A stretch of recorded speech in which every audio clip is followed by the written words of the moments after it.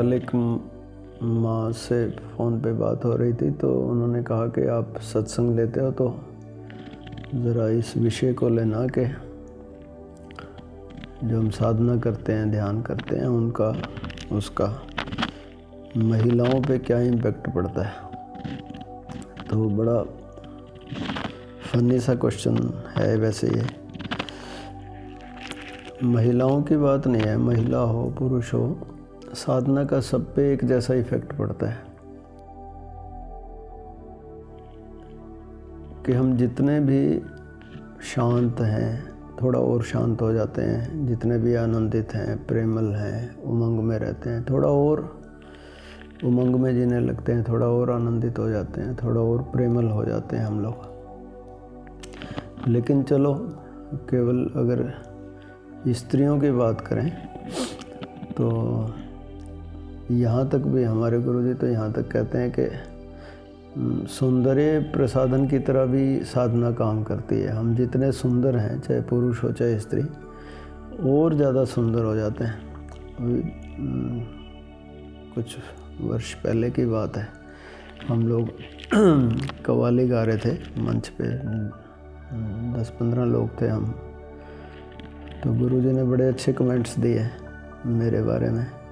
बोले भी इतने लोग बैठे हैं मंच पे और गाना गा रहे हैं, तो देवेंद्र जी बोले सबसे बुजुर्ग हैं। मेरा नाम देवेंद्र है, ऑफिशियल नेम, लीगल नेम।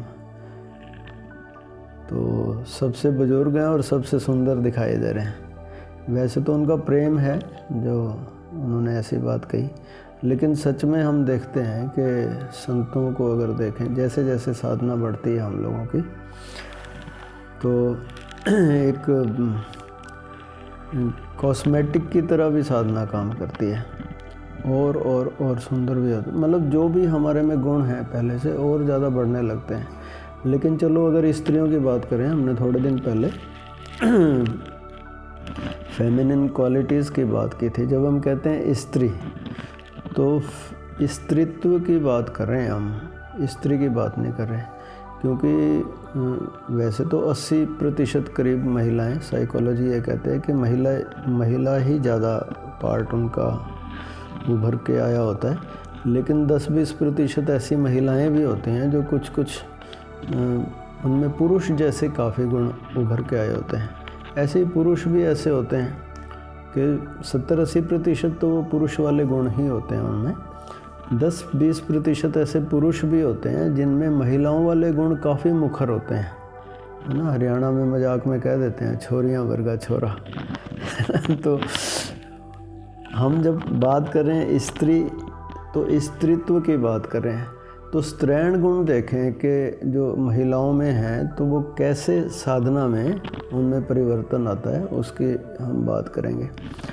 अभी जो डेप्थ साइकोलॉजी है वो ये कह रही है कि कोई भी स्त्री जो है ना, वो पहले तो पूर्ण स्त्री होना चाहती है, उसको पता नहीं होता, पूर्ण स्त्री होना चाहती है, साथ साथ फिर वो पूर्ण पुरुष भी होना चाहती है। जैसे हम वृंदावन जाते हैं तो भगवान शिव का एक मंदिर है वहाँ पे, गोपेश्वर महादेव। तो वहाँ भगवान शिव की जो प्रतिमा है वो अर्धनारीश्वर की है। उनका आधा शरीर स्त्री का है, आधा शरीर पुरुष का है। तो वो कंप्लीट एक, हम कहें कि पूर्ण पुरुष उनको हम कह सकते हैं, आधा स्त्री आधा पुरुष। साइकोलॉजी ये कह रही है कि हर स्त्री जब तक पूर्ण नहीं हो जाती, यानी स्त्रैण गुण भी उसमें पूरे के पूरे हो जाएं और प्लस पुरुष वाले गुण भी जब तक ना आ जाएं, है ना। लगता अजीब सा है कि ये तो दोनों कैसे इनका, लेकिन जब तक वो होगा नहीं, एक स्त्री जो है ना वो पूर्ण पुरुष की तलाश में है, पुरुष जो है वो पूर्ण स्त्री की तलाश में है। जब तक उसकी ये डिमांड पूरी नहीं होती तब तक वो अशांत रहते हैं।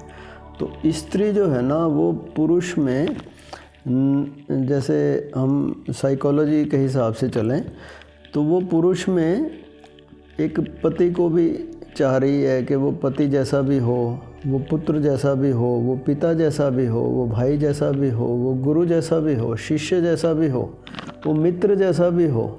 वो दादा नाना पोता नाती सब कुछ उसमें वो एक में देखना चाह रही है। ऐसी पुरुष जो है ना वो स्त्री, पूर्ण स्त्री की तलाश में है। वो कोई ऐसी स्त्री चाहता है जो उसकी पत्नी भी हो, उसकी माँ भी हो, उसकी बहन भी हो, उसकी बेटी भी हो। सुनने में बड़ा अजीब लग रहा है, लेकिन ये सारे गुण वो अलग अलग स्त्रियों में ना तलाश करके कहीं एक देखना चाहता है। फ्रायड, जुंग, ये जो मनोवैज्ञानिक तो बहुत आगे निकल गए। वो कहता है पुरुष उसी स्त्री में वैश्या को भी तलाश कर रहा है ना, बेटी को भी तलाश कर रहा है, बहन को भी तलाश कर रहा है, दादी नानी पोती फूफी मामी चाची सब में वो सब एक जगह वो तलाश करने की कोशिश कर रहा है। और वो तलाश ना तो स्त्री की पूरी होती ना वो पुरुष की पूरी होती। तब वो तलाश हमारी परमात्मा में हम खोजने की कोशिश करते हैं। हम एक गीत गाया करते हैं, गुरु अर्जुन देव जी का बहुत ही प्यारा शब्द है वो गुरबाणी में। वो कहते हैं तू मेरा पिता तू ही मेरा माता, तू ही बंधु तू ही मेरा भ्राता, है ना। ये ऐसे गीत इसलिए बनाए गए कि हम परमात्मा में सारे रिश्तों को, तू मेरा राखा सबने थाए, ऐसे करके है वो। तो सारे रिश्ते एक जगह उसको अगर मिल जाएं तब वो जाके तृप्त होगा। और वो तृप्ति उसकी ना तो स्त्री की पुरुष से पूरी होती ना पुरुष की स्त्री से पूरी होती। वो जाके परमात्मा से ही तृप्ति मिलेगी। सारे संबंधों को वो एक जगह जब देख पाता है तब जाके उसकी वो तलाश पूरी होती है। तो साधना का ये इम्पैक्ट पड़ता है।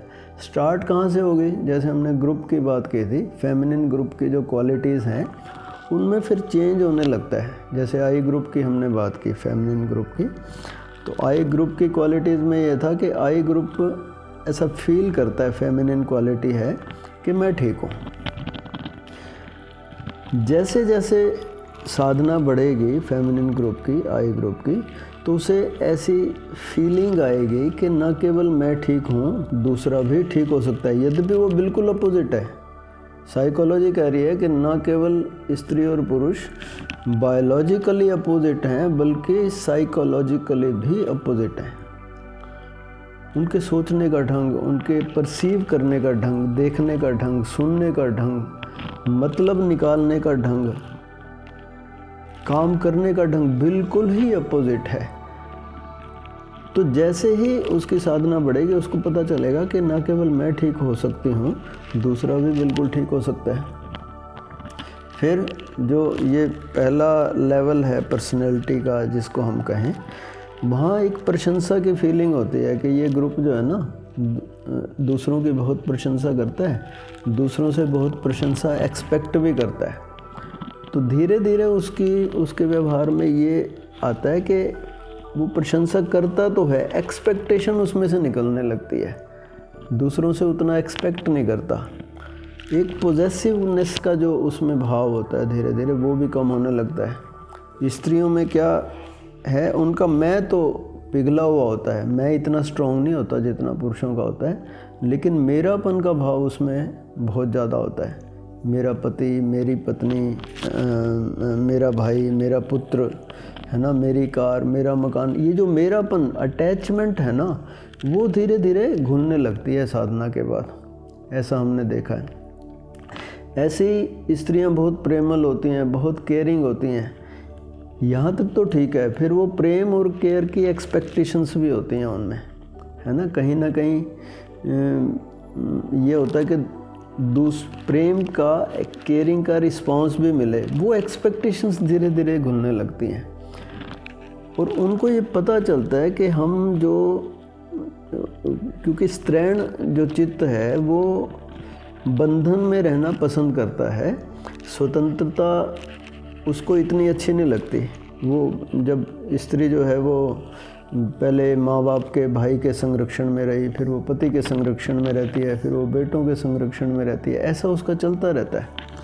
लेकिन उसे धीरे धीरे साधना में पता चलता है कि स्वतंत्रता भी बहुत महत्वपूर्ण है। धीरे धीरे स्वतंत्रता का भाव, मैं भी स्वतंत्र हूँ, दूसरा भी स्वतंत्रता है, ये भाव साधना में धीरे धीरे वो आने लगता है।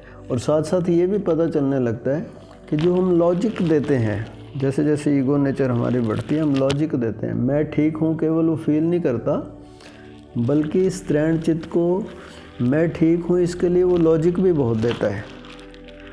जब तक वो सिद्ध नहीं कर दे कि मैं ठीक हूँ, तब तक वो उसके इंटेलेक्चुअली उसको प्रूव करने की कोशिश।